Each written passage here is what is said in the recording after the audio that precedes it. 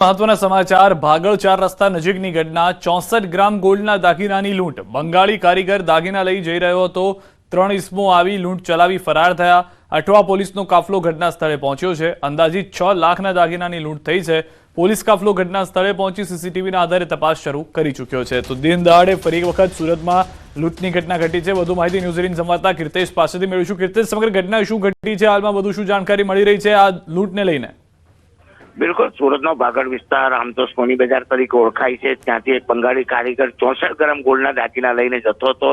ત્યારે 3 વ્યક્તિઓ મોટરસાયકલ પર આવ્યા હતા અને બંગાળી કારીગરને લૂંટીને ફરાર થઈ ગયા હોવાની જાણકારી પોલીસ કંટ્રોલ રૂમને મળતા પોલીસ કંટ્રોલ રૂમ દ્વારા તાત્કાલિક અઠવા પોલીસને જાણ કરવામાં આવી હતી અઠવા પોલીસ તાત્કાલિક ઘટના સ્થળે દોડી આવી હતી અને ફરિયાદીની પાસે વિગતો મેળવ્યા બાદ તેની પૂછપરછ શરૂ કરી હતી અને આ મામલે ગુનો દાખલ કર્યો હતો જો કે આ વિસ્તાર અત્યારે મેટ્રોનું કામ ચાલતું હોવાથી તમામ રસ્તા બંધ છે ત્યારે કહી શકાય કે જે ફરિયાદી છે તે પોલીસના શંકાના ઘેરામાં છે કારણ કે ખિસ્સામાં 64 ગ્રામ સોનું એટલે કે 6 તોલા સોનાનો દાગીના લઈને જતો હતો ત્યારે કેવી રીતે લૂંટાયો તેને લઈને પણ એક સવાલ ઉભા થયા છે આ તમામ વચ્ચે પોલીસે ગુનો દાખલ કરી જે ફરિયાદી છે તેની ઉલટ તપાસ શરૂ કરી છે આભાર સમગ્ર માહિતી બદલ તો હાલમાં તપાસ કરવામાં આવી રહી છે તો 3 દ્રશ્યો આપ જોઈ રહ્યા છો સોનાના દાગીનાની લૂંટ થઈ છે એક તરફ બીજી તરફ ગીર સોમનાથ જિલ્લામાં બાઇક ચોર ઝડપાયા છે દુકાનદારે ગીર ગઢડાના ધોકડવા ગામે એક એગ્રો બહાર બાઇકની ઉઠાંતરી કરતા 2 શખ્સો સીસીટીવી કેમેરામાં કેદ થયા જોકે તસ્કરોની કિસ્મત ફૂટી અને બંને તસ્કરોને દુકાન માલિકે ગણતરીની મિનિટોમાં ઝડપી પાડી મેથી પાક ચખાડી પોલીસને સોંપ્યા ધોકડવા ગામથી થોડે દૂર બાઇક ચોરોને બાઇક માલિકે પીછો કરી ઝડપી લીધા ત્યારબાદ તસ્કરને મેથી પાક ચખાડતા તસ્કરે મગરના આંસુએ રડી હાથ જોડી માફી માંગી જેનો વિડીયો પણ વાયરલ થયો છે બીજી તરફ મોરબી વાંકાનેર હાઈવે પર ડીઝલની લૂંટ થઈ 2 ટ્રક ડ્રાઈવરે છરી બતાવીને લૂંટ ચલાવી ટ્રક ડ્રાઈવરો છરી બતાવી ડીઝલ ટેન્કમાંથી પાઇપ વડે કેરબામાંથી ડીઝલ ભરી જતા હોય તેવી ઘટના સીસીટીવીમાં કેદ થઈ સફેદ કલરની સ્કોર્પિયો ગાડીમાં આવેલા 3 અજાણ્યા શખ્સો વિરુદ્ધ ગુનો નોંધાયો છે રાજપીપળામાં 443 વર્ષ જૂના હરસિદ્ધિ માતાના મંદિરનો વિકાસ કરાશે જેને લઈ મંદિર પ્રાંગણમાં આવેલી ઇમારતોનું રિનોવેશનની કામગીરી હાથ ધરાઈ છે કમ્પાઉન્ડમાં આવેલા મકાનો દુકાનોને 15 દિવસ પહેલા જ ખાલી કરવાની નોટિસ અપાઈ હતી તેમ છતાં મકાનો ખાલી ન કરતા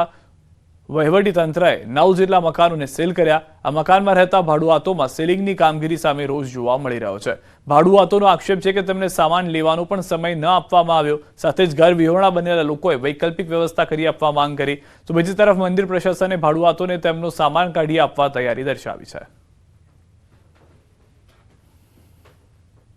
રાજપીપળા ખાતે હરસિદ્ધિ મંદિર પ્રસિદ્ધ હરસિદ્ધિ મંદિર આવેલું છે હરસિદ્ધિ મંદિરના આજુબાજુના જે વિસ્તાર છે જે મંદિરના પ્રાગટ્યમાં આવે છે ત્યારે જેઓને જે રહેણાંક વિસ્તાર છે દુકાનો છે જેમને આજે સીલ મારી દેવામાં આવી છે તમને બતાવીશ કે જે આ મકાનો જે છે એમને નોટિસ આપવામાં આવી હતી કે ભાઈ રિનોવેશનના માટે આ મકાન ખાલી કરવા પરંતુ મકાન માલિકો દ્વારા ખાલી ન કરાતા આજે સવારે જ એને સીલ મારી દેવામાં આવી છે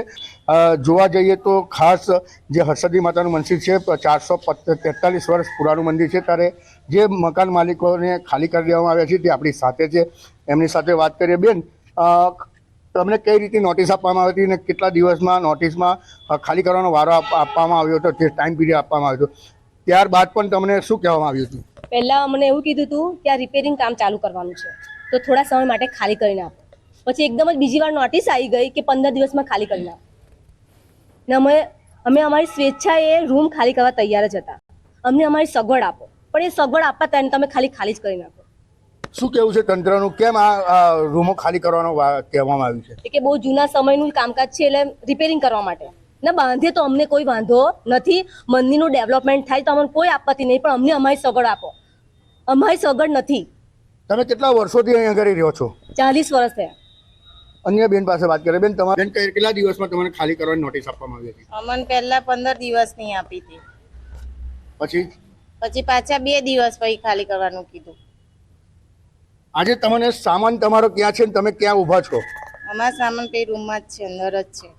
બહાર અમે કશું કાઢી નહીં શક્યા બધું ખાવા પીવાની વસ્તુ બધું અંદર જ છે છોકરાઓ નાના નાના હવે કઈ લઈને જવાનું અમારે હા શું કહેશો તમે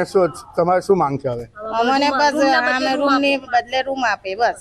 અમે આજે 40 વર્ષથી રહીએ છીએ હવે અમારે ક્યાં જવાનું આ ઠંડીમાં છોકરાઓને લઈને ક્યાં જશું મકાન માલિકોને હાલ આજે સવારમાં જ વગર કહીએ જ સીલ મારી દે અને બહાર કાઢી મૂકવામાં આવે છે જેમનો રોષ આજે ન્યૂઝ 18 ગુજરાતી સામે ઠાલવી રહ્યા છે. દીપક પટેલ, ન્યૂઝ 18 ગુજરાતી, નર્મદા. પરંતુ આ મંદિરનો વિકાસ કરવા માટે કલેક્ટરશ્રી અને સરકારની સૂચના હોય ને સરકારના ભંડોળ અને ટ્રસ્ટના ભંડોળમાંથી કરવાની થાય છે. આ માટે તમામ લોકોને જાણ કરવા છતાં ખાલીકરણ ન હતું એટલે આજ રોજ સીલ કરવામાં આવેલ છે. ટોટલ 9 મકાનોને સીલ કરવામાં આવેલા છે ભાડુઆતોના, અને કલેક્ટર સાહેબની સૂચના છે કે તેઓ જ્યારે માગે ત્યારે સામાન કાઢવા બહાર એમને ચાવી આપવી. સમાચાર મંજૂરી વગરની દુકાનો પર તંત્રની તવાઈ, 12 દુકાનો પર ડિમોલિશનની કાર્યવાહી. ગેલેક્સી સિનેમા પાછળના વિસ્તારમાં મંજૂરી વગર ખડકી દેવાઈ હતી 12 દુકાનો. મહાનગરપાલિકા દ્વારા પોલીસ સાથે ડિમોલિશન કાર્યવાહી હાથ ધરાઈ છે. વહેલી સવારથી જ જામનગર મહાનગરપાલિકાની એસ્ટેટ વિભાગની ટીમ ડિમોલિશન માટે પહોંચી.